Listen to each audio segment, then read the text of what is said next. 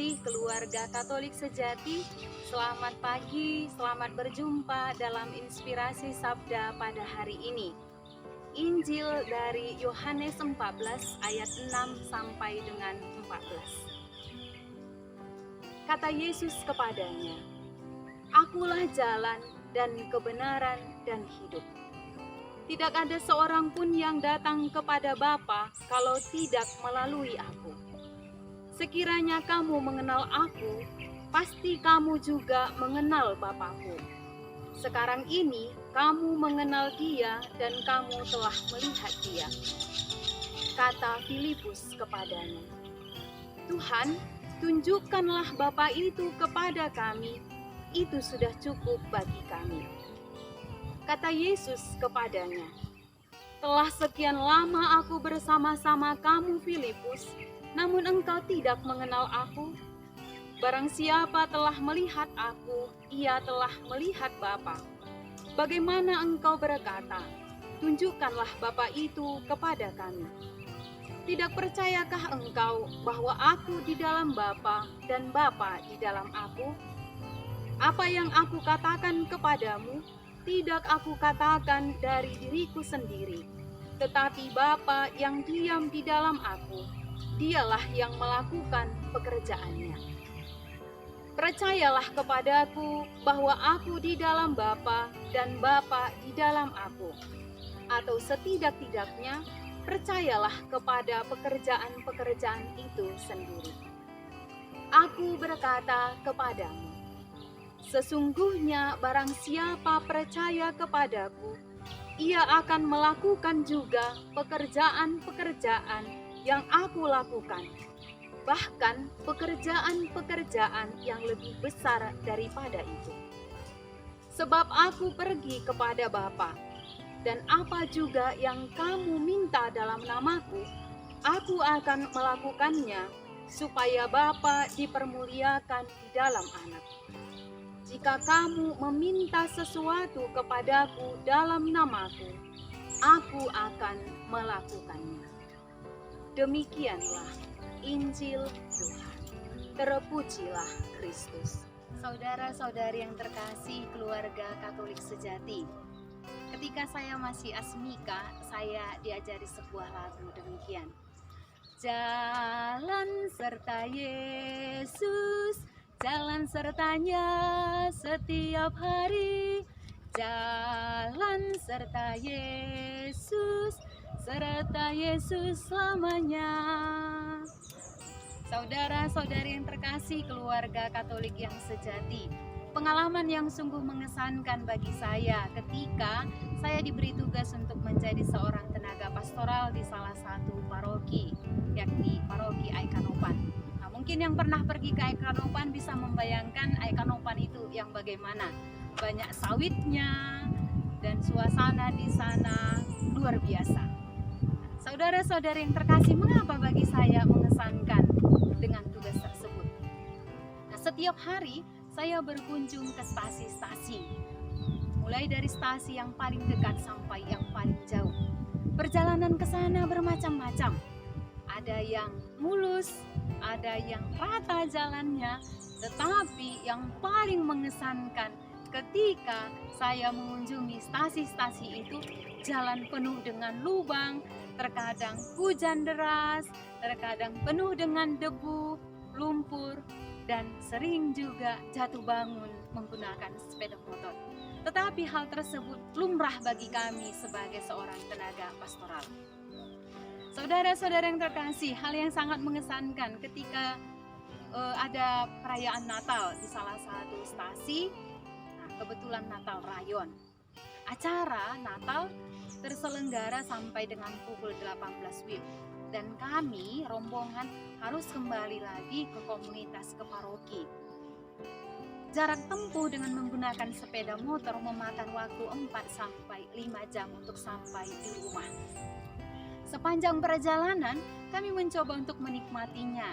Terkadang kami bernyanyi, bercanda, satu dengan yang lain, sehingga perjalanan yang jauh, perjalanan yang pada saat itu penuh dengan lumpur, hujan, dan sudah malam, bagi kami menjadi pengalaman, menjadi perjalanan yang sungguh mengesankan dan menyenangkan. Namun, hal yang sangat mengesankan bagi saya ketika tiba-tiba salah satu dari kami terjatuh di lubang yang sangat dalam. Dan ketika terjatuh itu, si pengendara sepeda motor tersebut tidak menangis, tetapi dia malah tertawa. Dan kami semua yang hadir di sana spontan tertawa karena kami melihat dia sendiri tertawa. Nah, saya secara pribadi cepat-cepat datang menolong dia, memastikan apa yang terjadi dengan dia. Nah, tetapi kami mengatakan syukur kepada Tuhan bahwa dia selamat dan sepeda motor saja yang mengalami kerusakan. Nah, pada saat itu kebetulan ada umat yang datang dan mencoba untuk menolong kami sehingga kami bisa melanjutkan perjalanan kami menuju ke paroki, tiba di rumah kami masing-masing dalam keadaan sehat, selamat dan sampai saat ini masih hidup. Kami mengatakan terima kasih Tuhan karena kami tiba dalam keadaan sehat di rumah kami. Bapak, Ibu, saudara, saudari yang terkasih, dalam Injil hari ini Yesus berbicara tentang rumah Bapa. Agar bisa sampai ke rumah Bapa sangat diperlukan iman yang teguh, sikap percaya dari kita. Yesus menyatakan bahwa dialah jalan, kebenaran, dan hidup. Tidak ada seorang pun yang dapat sampai kepada Bapa apabila tidak melalui aku. Saudara-saudari yang terkasih, keluarga Katolik yang sejati, jika kita mengimani Yesus itu sebagai jalan, kebenaran, dan hidup, maka dari pihak kita juga dituntut suatu pembaruan diri secara terus-menerus, sehingga kita dapat hidup menurut kehendaknya, bukan menurut kehendak saya secara pribadi, bukan menurut pikiran saya, tetapi kita belajar untuk mendengarkan dan melaksanakan kehendak Bapa, melanjutkan karya misi Yesus di dunia, maka kita yakini bahwa kita akan sampai ke rumah Bapa.